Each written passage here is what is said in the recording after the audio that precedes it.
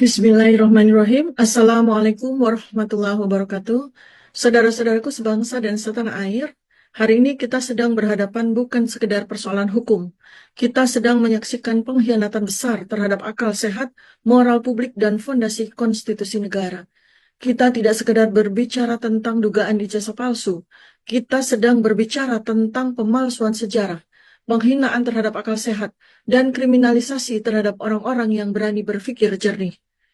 Pada waktunya nanti, ketika Allah mengizinkan ilmu membuktikan pemalsuan ijazah dengan seterang benderangnya, maka ini adalah simbol paling jelas dari kekuasaan yang dibangun di atas kebohongan. Bukan soal selembar kertas, tapi soal legitimasi kekuasaan yang kemudian digunakan untuk membentuk kebijakan demi kebijakan yang menentukan hidup mati rakyat. Dan lihat apa yang terjadi. Para cendekiawan yang bicara dengan menggunakan ilmunya dijadikan tersangka. Saya, Dr. Tifa, seorang intelektual kesehatan yang jernih, Dr. Roy Suryo, pakar teknologi informasi, Dr. Rismon Sianipar, pakar forensik digital, Rizal Fadila Sarjana Hukum, seorang cendekiawan hukum Islam, dan menyusul para cendekiawan yang lain, dan mungkin nanti akan menyusul para cendekiawan-cendekiawan berikutnya yang akan diperkarakan karena mereka mengungkap kebenaran kepalsuan ijazah.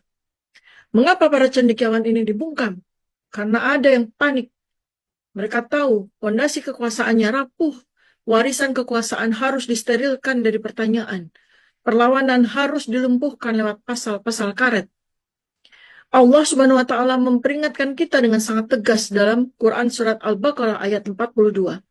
Dan janganlah kamu campur adukkan kebenaran dengan kebatilan. Dan janganlah kamu sembunyikan kebenaran padahal kamu mengetahuinya.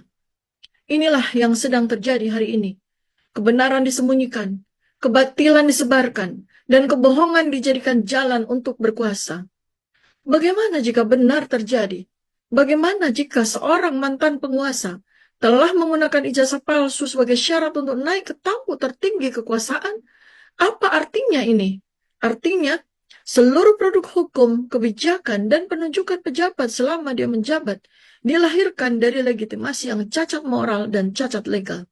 Kami, para cendekiawan, tidak bicara karena benci, tapi karena takut akan murka Allah jika kami diam melihat kebohongan. Kami tidak ingin generasi mendatang belajar bahwa untuk meraih kekuasaan cukup dengan memasukkan dokumen dan memanipulasi hukum.